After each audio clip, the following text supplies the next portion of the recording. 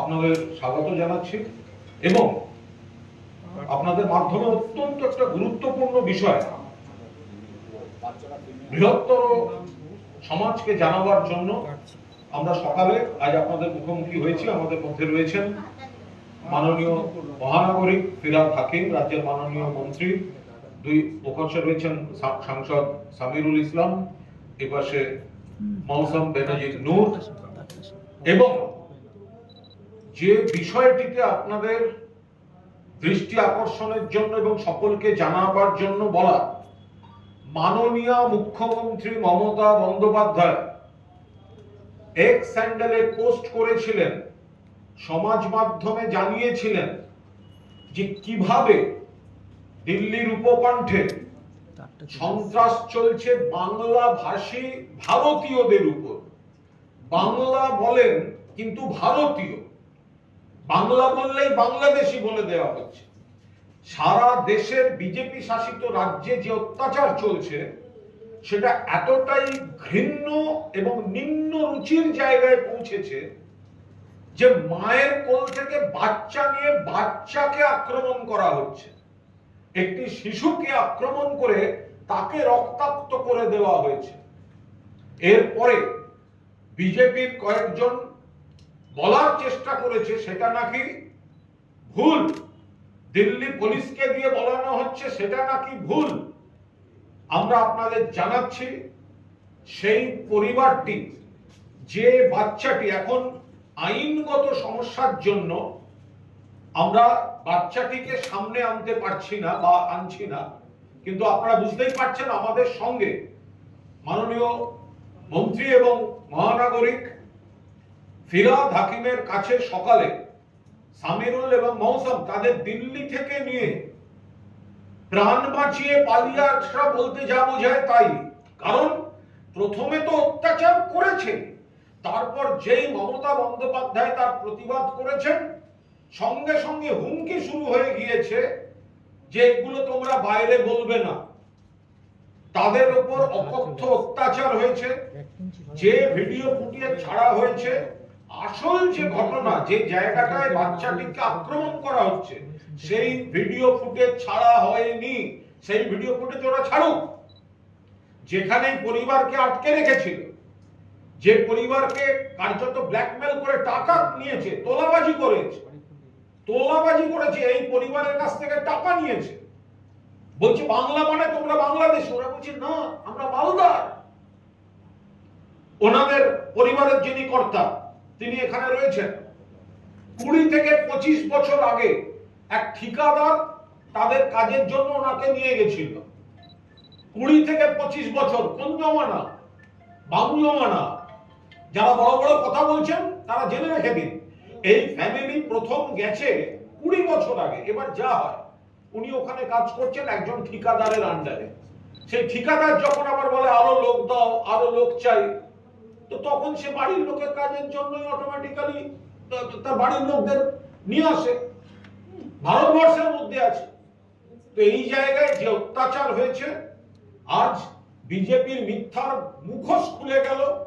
কারণ এই ফ্যামিলি, তাদের অভিযোগ সত্য এবং এবার এদের থাকা আবার মালদায় পাঠানো, মাননীয় মুখ্যমন্ত্রীর নির্দেশে গোটা দায়িত্বটা নিচ্ছেন ফিরহাদ হাকিম। সামিরুল এবং মৌসম হেল্প করবেন। শুধু তাই নয়, দিল্লি পুলিশের বিরুদ্ধে আজ এখানে তারা অভিযোগ করবেন যেভাবে তাদের উপর সন্ত্রাস হয়েছে, তাদের বাচ্চাকে আক্রমণ করা হয়েছে, যেভাবে প্ররোচনামূলক ভাষা ব্যবহার হয়েছে, যেভাবে অন্যায়ভাবে তাদের ফোন এবং অন্য সামগ্রী আটকে রাখা হয়েছে, যেভাবে ছেড়ে দেওয়ার বিনিময়ে টাকা নেওয়া হয়েছে, তোলাবাজি হয়েছে। আজ কলকাতাতেও দিল্লি পুলিশের বিরুদ্ধে এফআইআর হবে। আমি অনুরোধ করব মাননীয় মন্ত্রী এবং মহানাগরিক ফিরহাদ হাকিমকে এনাদের এই অভিজ্ঞতা প্রথমেই এসে যে ফিরহাদ হাকিমকে জানিয়েছেন সেটা আপনাদের সামনে বলার জন্য। তারপর যিনি ভুক্তভোগী, যাকে থানায় নিয়ে গেছিল, যার বাচ্চার উপর অ্যাটাক হয়েছে, তিনি আপনাদের সামনে বলবেন।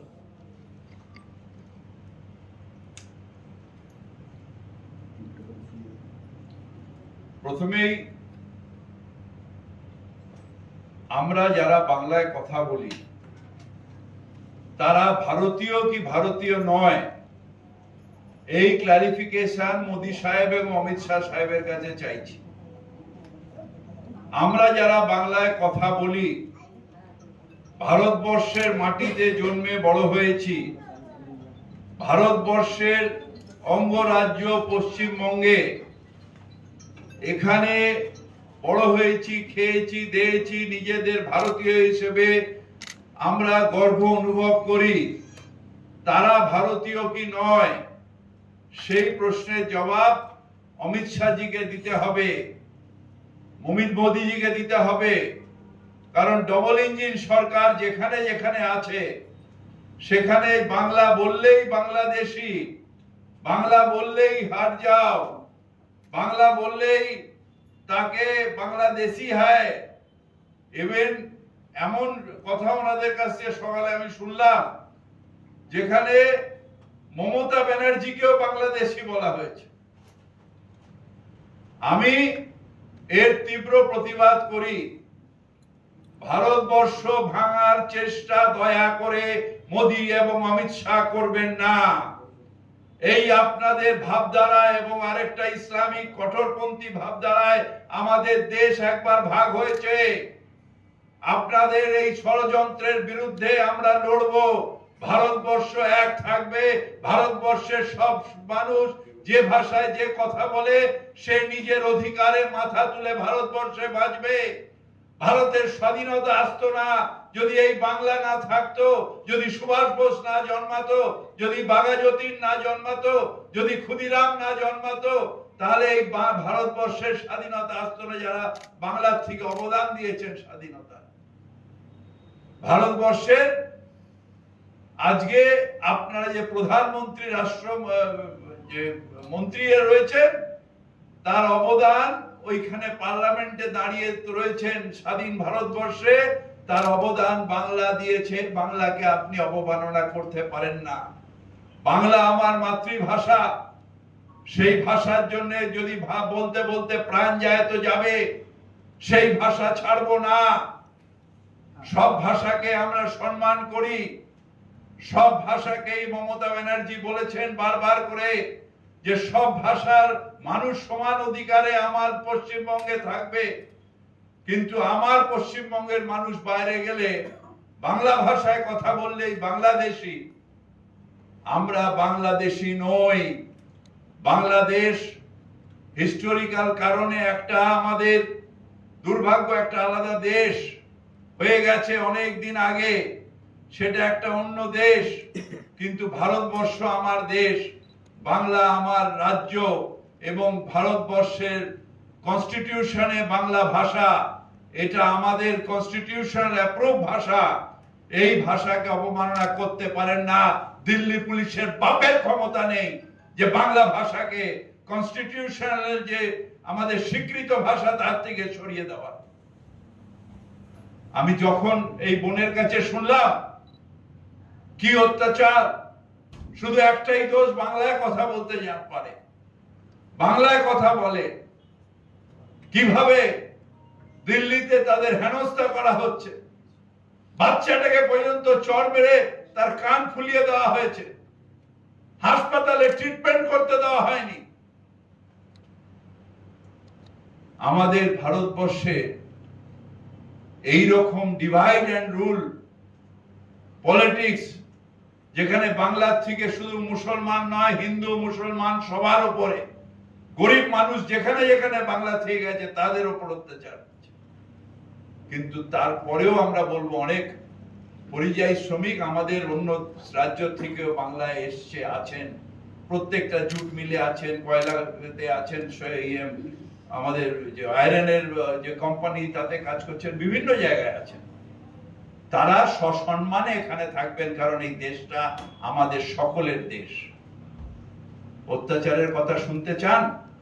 একটু আমার বোনের কাছে শুনুন অত্যাচারের কথা। কি হয়েছিল?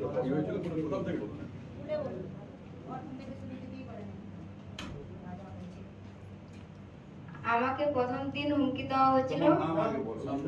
আমার নাম সাজনুর পারভিন, বাড়ি মালদা চাচলে। সাজনুর পারভিন।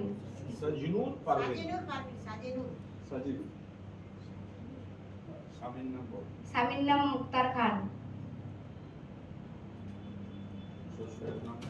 শ্বশুরের নাম আজমাল খান, ফরিদা বিবি,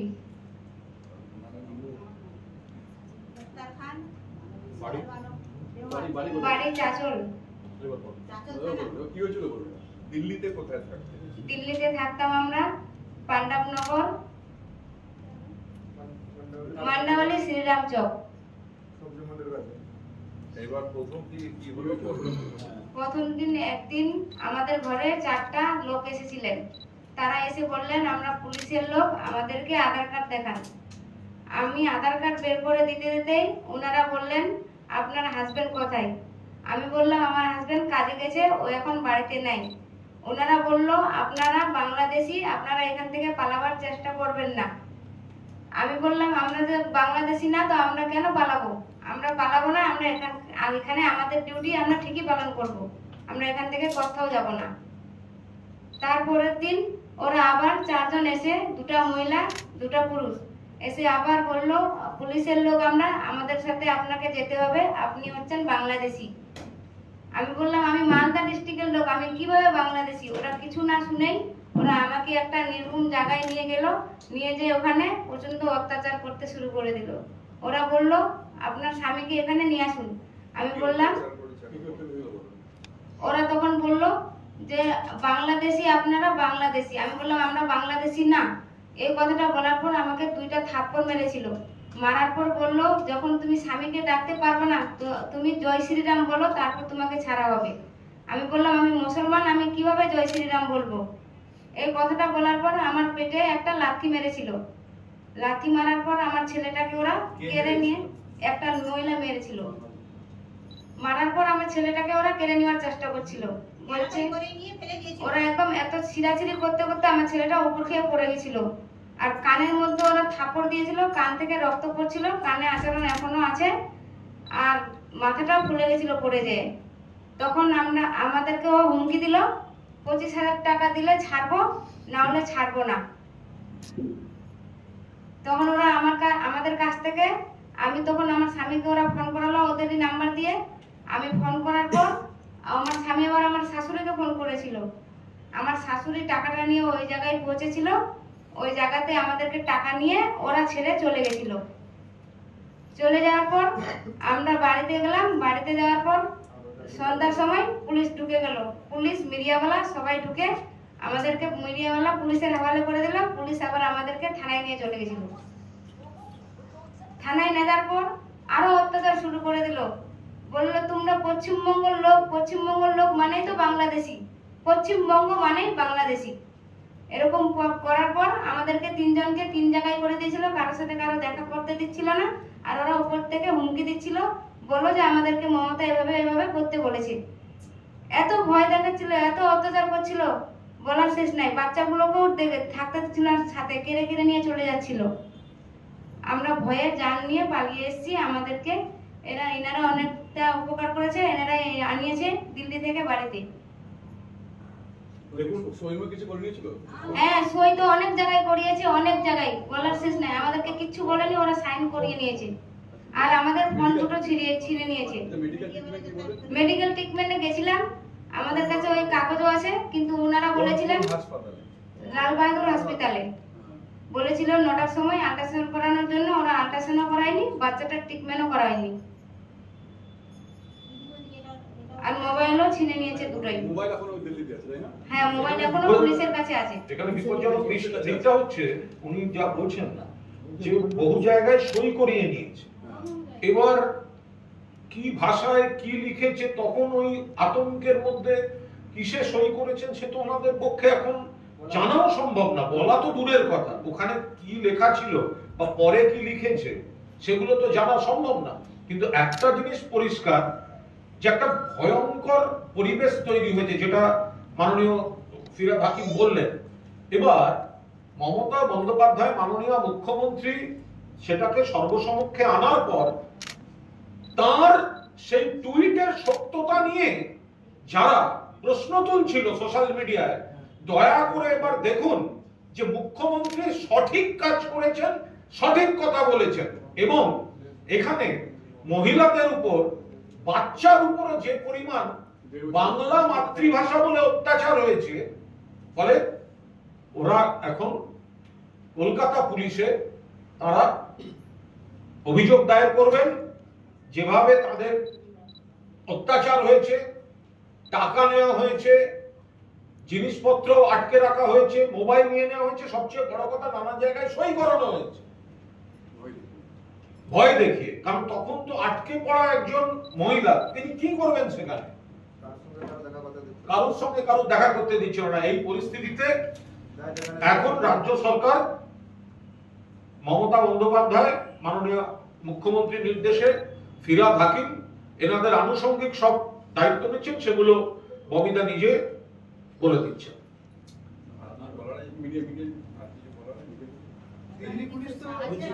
কিছু বলার কি আছে? যে জায়গাটাতে নিয়ে গেছিল ওই জায়গাটাতে ওরা দেখাচ্ছেই না।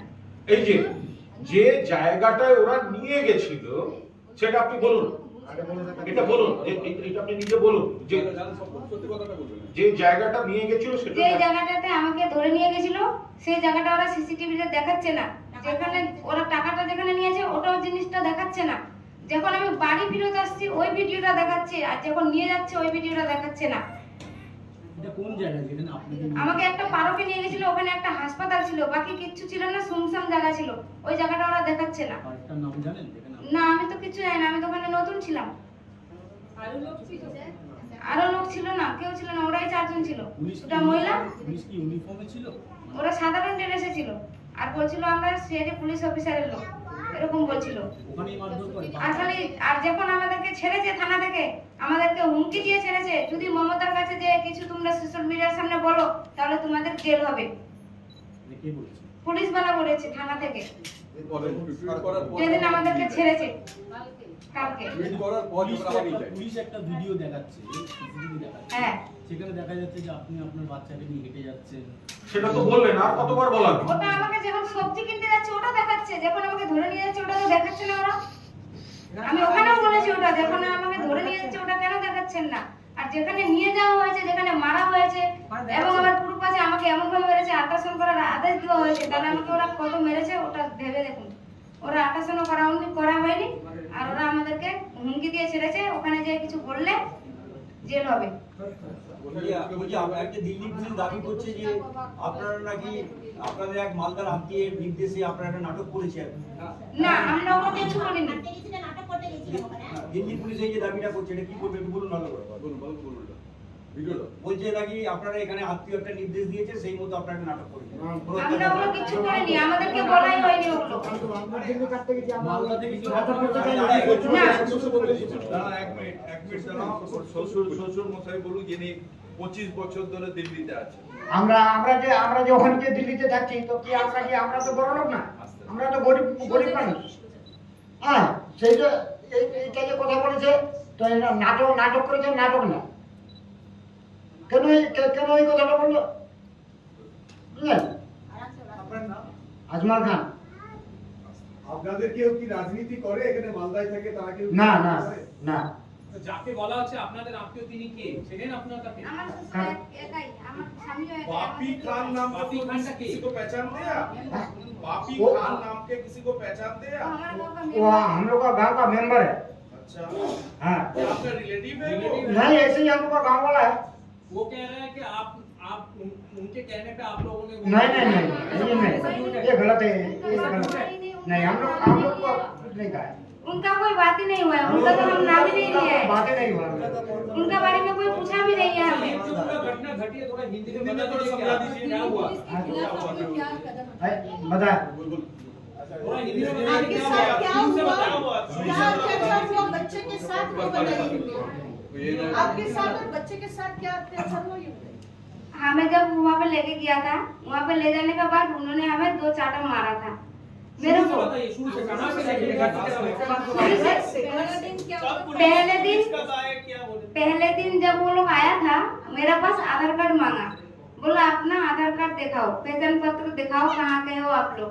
मैं जब आधार कार्ड निकाल के दिया, उन्होंने आधार कार्ड लेने का बोला आपका पति कहाँ गया है। मैंने बोला मेरा पति काम पे गया है, वो मार्केट में काम करता है। जब उनको बोला तो उन्होंने बोला यहाँ से भगना मत, आप लोग बांग्लादेशी हो। मैंने बोला हम बांग्लादेशी नहीं है, हम मालदा डिस्ट्रिक्ट का है, हम कैसे बांग्लादेशी हो सकता है। उन्होंने बोला मालदा मतलब नहीं, पश्चिम बंग मतलब बांग्लादेशी है, आप लोग बांग्ला भाषा से बात करती हो, इसकी मतलब बांग्लादेशी है। मैंने बोला उसको जब हम पश्चिम बंग का तो ममता बनर्जी भी है, फिर वो भी बांग्लादेशी है। बोला वो बाद में दिखा जाएगा, मतलब बांग्ला से बात करने में बांग्लादेशी हो। ये बोलने के बाद वो लोग चला गया, आधार कार्ड भी लेके चला गया मेरा। ले जाने के बाद उसका उल्टा दिन आया 11:30 बजे, दूसरा दिन। तब मेरे को उन्होंने, मेरा लड़की को मैं नहलाने जा रही थी, उन्होंने मेरे को वहीं से लेके चला गया। मेरा लड़का का बनियान पहना के लेके गई हूँ मैं, उनका शरीर में कपड़े नहीं था, बनियान में लेके गई हूँ उसको। जब उन्होंने वहाँ पे लेके गया तो ये जगह ऐसे था, वहाँ पे ना कोई था, एक खाली अस्पताल था जिसका नाम है मंगलम अस्पताल। मैंने वहाँ पे सुना, आदमी बोला मंगलम अस्पताल है ये, और ये सुनसान एकदम पार्क था, कुछ नहीं था, बस जामुन का पेड़ था और पेड़ पूरा पार्क में पेड़ हुआ था। और कोई दूर से आएगा भी ना तो बाहर से नहीं देखेंगे अंदर कोई है। ऐसी जगह पे ले गया था मेरे को उन्होंने। वहाँ पे ले जाने के बाद बोला अपना हस्बैंड को बुलाओ। मैंने बोला वो काम पे गई है, वो रात 10 बजे काम पे से आता है, वो कहाँ से आएगा मेरे पास, वो नहीं आ पाएगा। बोला वो उनको फोन मिला, मैंने बोला मेरे पास फोन नहीं है, हम फोन नहीं चलाते, एक ही फोन है मेरा हस्बैंड के पास। तब उन्होंने मेरे को 2 चाटा मारा। मैंने बोला मारती क्यों, ऐसे मुंह में बात करो, पुलिस वाला थोड़ी ना किसी को मारता है। तो बोला हम लोग पुलिस वाला CID पुलिस वाला है, हम लोग नहीं सुनते, आप लोग बांग्लादेशी हो, हमें सरकार से आना है आपको उठाने का लिए, हम लोगों को आपको उठाना पड़ेगा। मैंने बोला जब उठाना है तो थाने पे ना ले जाओगे, यहाँ क्यों लेके आई हो। तो उन्होंने बोला इतना हम लोग बात नहीं सुनेंगे तुम्हारा, तुम जय श्री राम बोलो फिर छोड़ेंगे। मैंने बोला मैं जय श्री राम नहीं बोलूंगी, क्योंकि मैं कुरान शरीफ पढ़ी हूँ, मैं कैसे जय श्री राम बोलूँ, मैं नहीं बोलूंगी जय श्री राम, मैं मुसलमान हूँ। उन्होंने बोला जय श्री राम नहीं बोलोगे तो पैसा 25,000 पैसा लेके आओ तब छोड़ेंगे। फिर उन्होंने ही फोन मिलाया मेरा पति का पास, उनका मैंने नंबर दिया, मेरे को बोला नंबर दो नहीं तो फिर मारूंगी। और एक तो लात मार दिया था पेट में मेरा, मैं इतना काबू हो गई थी क्योंकि मेरा पहले से बीमार है, मेरे को एक बार लाखों मार दिया था। उस टाइम से मैं बहुत नरम हूँ, मैं ना ताकत हूँ, मेरा हाथ में भी ताकत नहीं है, ये पैर में भी ताकत नहीं है। मैं उनके साथ लड़ाई नहीं करने का वो थी। मेरे को तब उन्होंने बोला मांगाओ पैसा फिर छोड़ूंगी। मैं अपने पति को बोला, मेरे से बुलवाया, मैंने बोला ऐसे ऐसे बात है, मेरे को यहाँ पे रखा है, जगह का नाम नहीं बता रहा इन्होंने, खाली बोल रहे हैं मंगलम अस्पताल है। तो मेरा पति फिर उसका मम्मी को फोन मिलाया, मेरी सास को। मेरी सास ने एक बैटरी स्कैम करके पैसा लेके गया है, वो मेरे सास मेरा हाथ में दिया है, मैं उनका हाथ में दिया हूँ। जो जैसे उनको पैसा मिल गया वो वहीं हमें छोड़ के भाग गया। इसके बाद हम लोग जब घर आएंगे रास्ता में भटक गई थी। जब मेरा लड़का को छीना-छीनी किया उन्होंने, मेरा लड़का मिट्टी में गिर गया था, उसका यहाँ पे सिर में भी चोट लगा था और कान से खून निकल गया था, उनका नाखून लग गया था, पूरा खून निकल गया था। अभी भी उनका निशान है कान पे, देख सकते हो तो देख लो, उनको इतना मारा है मेरा बच्चे को। आप कह रही थी कि जो CCTV दिखाया जा हाँ, रहा है, वो जहाँ मैं रोती थी बैठ के वहाँ का दिखा रहा है, वो लोग जहाँ मेरे को लेके गया है वो नहीं दिखा रहा है। एक बार मैंने वहाँ पे भी बोला, जो जहाँ मेरे को लेके गया वो जगह तो अब दिखाई नहीं हो, वो पार्क तो आ ही नहीं रहा है। तो कह रहा तुम्हें ज्यादा पता है क्या दिल्ली के बारे में, हमें पता है हम कहाँ का निकाला है, ऐसे वो लोग बोल रहा था। बस यही बोल के हमें वो किया था और इतना परेशान कर रहा था पूरा रात मक्खर में, और कहाँ पे किसको रखा था बोलता नहीं था। मेरा देवर बार बार ढूंढने का लिए जा रहा था, उनको बोला था उस थाने का कोई आदमी नहीं हम लोग पकड़ा है, हमारा पास नहीं है, हमें छुपा दिया था। थाने में आपके क्या फोन ले गए? दोनों मोबाइल फोन आपके पास? दोनों फोन छीन लिया है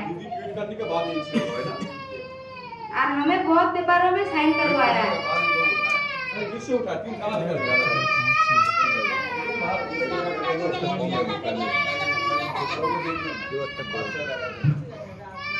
দেখুন প্রথমত অত্যাচার করেছে আর দ্বিতীয়ত সেটাকে ধামাচাপা দিতে নেমেছে। প্রথমত অত্যাচার করেছে, তারপরে ধামাচাপা দিতে নেমেছে এবং ধামাচাপা দেওয়ার জন্য তারা নানা ধরনের নাটক করেছে। তো সেই পরিস্থিতিতে ওরা কোনো ক্রমে এসছে, মৌসম সামিরুল ওরা দেখেছেন এবং ফিরহাদ হাকিম আপাতত একটু বলে দাও। আমরা যেটা দিল্লি পুলিশ বারবার করে একটা অন্যায় করার পরে সেটাকে ধামাচাপা দেওয়ার কথা, মমতা ব্যানার্জিকে মিথ্যে প্রমাণ করার জন্য যে চক্রান্ত করেছিল, এটা পুরো হঠাৎ করে দিল্লি থেকে এখন পালাচ্ছিল, পালিয়ে এসছে, আমরা নিয়ে তাদের রেখেছি। এবার আমরা ওদের দিয়েছি এটা মালদা, সেখানে পৌঁছে দেবো। এবং মমতা ব্যানার্জি যেরকম অ্যানাউন্স করেছে যে প্রত্যেকে যারা ফিরে আসবেন তাদের জন্য ব্যবস্থা করে দেওয়া, যেরকম রেশন কার্ড, আধার কার্ড ওদের আছে, অবশ্যই রেশন কার্ড আছে, আর যা যা সুবিধা পায় পশ্চিমবঙ্গের মানুষ সেগুলো সব করে দেওয়ার যে ব্যবস্থা, সেগুলো আমরা ইমিডিয়েটলি ওদের জন্য করে দেবো।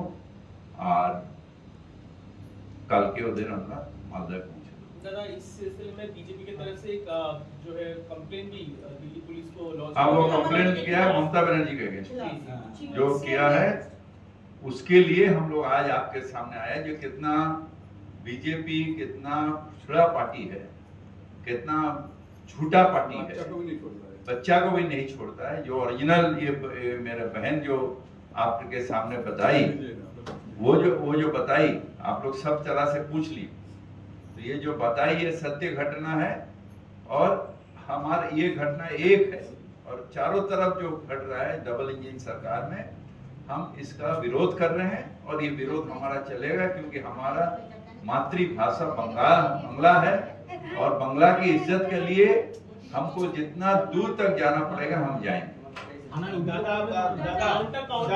हाँ, काउंटर कंप्लेंट बोलो। बीजेपी ने ये भी कहा है कि ममता बनर्जी कल अपनी स्पीच में बताई थी कि माइनॉरिटी को लौटाने के लिए बंगाल में, तो बीजेपी ये फिर से झूठा, माइनॉरिटी का मेजोरिटी का बात नहीं है।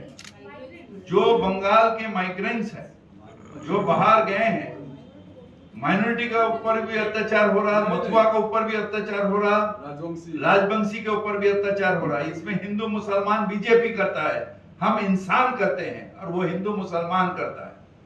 हम इंसान के बात करते हैं। जब राजवंशी के ऊपर अत्याचार हो रहा, मुसलमान के ऊपर अत्याचार हो रहा, मथुआ के ऊपर अत्याचार हो रहा, सबके विरोध हम कर रहे हैं।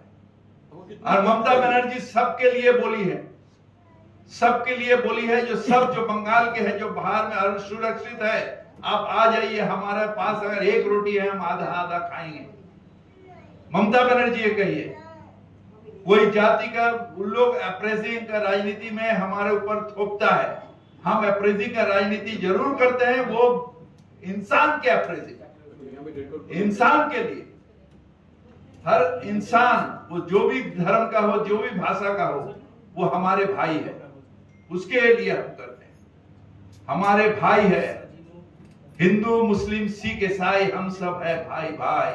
हम भाई के लिए एक भाई दूसरा भाई का आवाज उठाते हैं। এইটা আমি এখন প্রেসের সামনে বলবো না, जरूर करेंगे कंप्लेंट। इस वीडियो को फैब्रिकेटेड और बेसलेस बताया है, तो इसके काउंटर में आप लोग क्या दिल्ली पुलिस के खिलाफ भी कुछ एफआईआर करेंगे? हम क्या करेंगे, हमारे लीगल टीम वो ठीक करेगा। मैं आपके सामने बयान नहीं दूंगा, जब हम कर देंगे तो आपके सामने वो पब्लिक कर देंगे। सर, दो सवाल है। एक, आपको कौन से थाना में लेके गए थे जो पुलिस? मधुविहार थाना। कौन सा थाना? मधुविहार। मधुविहार। मधुविहार थाना पे लेके गया था। ओके। और दूसरा सर, कितने सारे माइग्रेंट वर्कर्स अटैक हुए हैं टोटल में पश्चिम बंगाल से, और किन किन राज्यों से? कितने सारे माइग्रेंट वर्कर अट्रैक्ट हुए हैं पश्चिम? अभी तक हम लोग के पास जो डेटा आया है, कैमरा इस तरफ सामने देखिए वो कि हिंदी तो बोलूँ ना, हिंदी जो हो रहा है, देखिए वो लोग 8 महीना से प्रीवियस 8 महीना से जो कर रहा है, ऑर्गेनाइज करके किसी ग्रुप में 20 बंदा है तो 30 बंदा है उठा ले रहा है। वो स्टेट गवर्नमेंट को कोई भी इंफॉर्मेशन नहीं दे रहा है, कोई भी इंफॉर्मेशन नहीं दे रहा है। जब डिफरेंट डिस्ट्रिक्ट से हम लोग को मालूम पड़ा है कि इस 20 बंदा इस जिला में इस स्टेट में मतलब पुलिस डिटेन किया है, तब हम लोग जब एसपी और डीएम को देके जब फिजिकल वेरिफिकेशन करके जब भेज रहा हूँ, उसके बाद भी बोल रहा है कि सेटिस्फाइड कीजिए जो वो बांग्लादेशी नहीं है, बंगाल का बाशिंदा है। एक ग्रुप को 7 दिन 8 दिन 10 दिन तक डिटेन कर रख रहा है, कोई भी केस रजिस्टर नहीं कर रहा है, बाद में छोड़ रहा है और 2-4 ग्रुप को पकड़ रहा है। ये उड़ीसा, गुजरात, दिल्ली ये ऑर्गेनाइज तरीके से कर रहा है। अभी तक जो हम लोग का जो डेटा है ये 1000 से ऊपर डेटा मिला है, मगर उससे भी ज्यादा बहुत सारा लोगों को डिटेक्ट किया था। कोई भी इंफॉर्मेशन इसको छोड़ रहा है, वो भी इंफॉर्मेशन स्टेट गवर्नमेंट के साथ शेयर नहीं कर रहा है। और कुछ केस हुआ है जो घूसपैठ, जो वेरी वेरी इंपॉर्टेंट इशू है। दिल्ली पुलिस ने क्या किया, मैं आप लोगों को रिक्वेस्ट करूंगा, बीरभूम जिला का मुरारई विधानसभा में जाइए, थोड़ा जुडिशियरी मैटर है, फिजिकली इन्वेस्टिगेशन करने के लिए आप लोगों को मैं रिक्वेस्ट कर रहा हूं। दिल्ली पुलिस ने 6 बंदा जो जिसका 1956 का जमीन का दलील भी है, वो जनरेशन पहले का, उसको भी बांग्लादेश में पुशबैक कर दिया, मारधर के कहां पर भी सिग्नेचर और थंब दिया, जो ये था जो वारफट था उन लोगों को थंब भी किया था, थंब सिंबल। तो उन लोगों को वो करके स्टेट गवर्नमेंट के साथ कोई भी डेटा नहीं शेयर किया। वो उसको बांग्लादेश में अभी है, 8 महीना का प्रेग्नेंट लेडी भी है, 3 माइनर भी है। ওটা হচ্ছে পাইকোট বিধানসভা, গ্রামের নামে আমি ডিটেইলস বলে দেবো। আমি পাইকোট বিধানসভাতে মুরারই বিধানসভার মুরারই থানাতে 3 জন আর পাইকোট থানাতে 3 জন, ঠিক আছে। मुरारई विधानसभा मध्य जो मुरारई जो विधानसभा है उसके मुरारई थाना में एक फैमिली का 3 है और पाईकोट थाना में 3 है। और 5-7 दिन पहले कालिया चौक में मालदा में जिसका 1941 का भी जमीन का दलील है, वो भी अभी बांग्लादेश में है। जो भी बांग्ला बोल रहा है, ये मुतुआ तो बहुत सारा लोग है जो पुणे में अरेस्टेड है, अभी भी अरेस्टेड है, आप लोग जा सकते हो, फैमिली कॉन्टेक्ट नंबर देख सकता हूँ।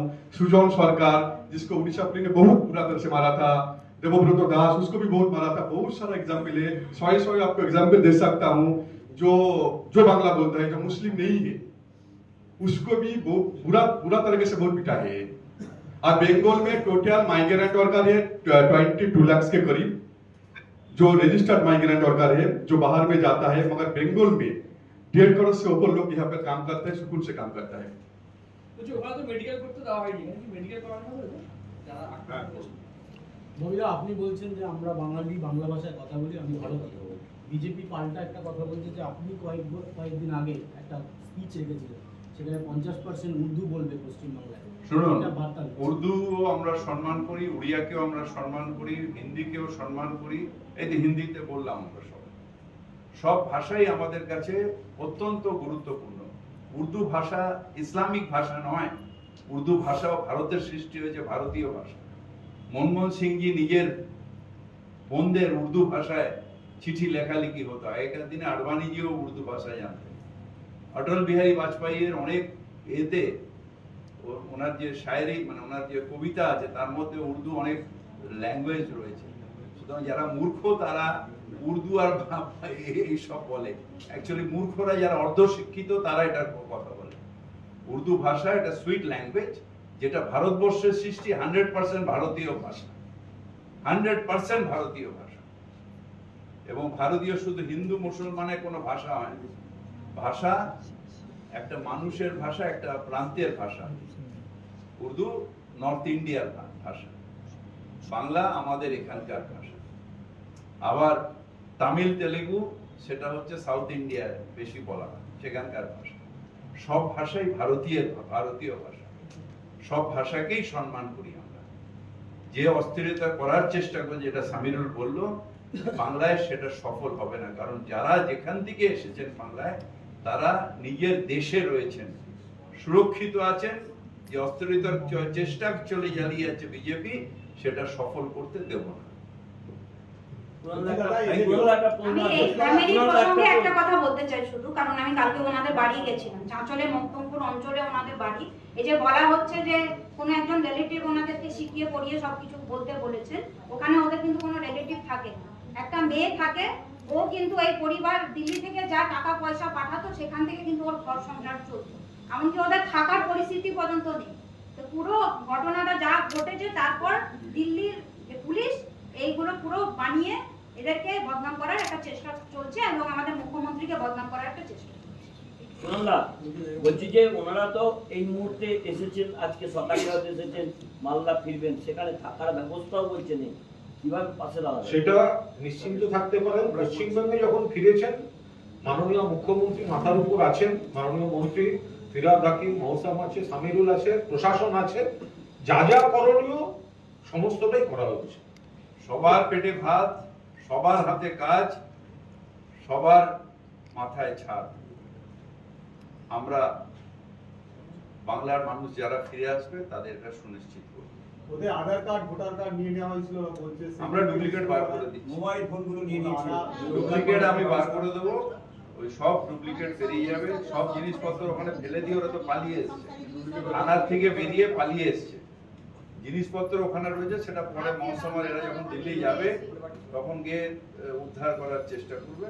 কিন্তু এখন এদের সব এখানে যা বাড়িতে থাকতে গেলে যা যা লাগে সব, যারা বাংলার অন্য পরিবার যে ফেসিলিটি পায় সব ফেসিলিটি আমরা করি।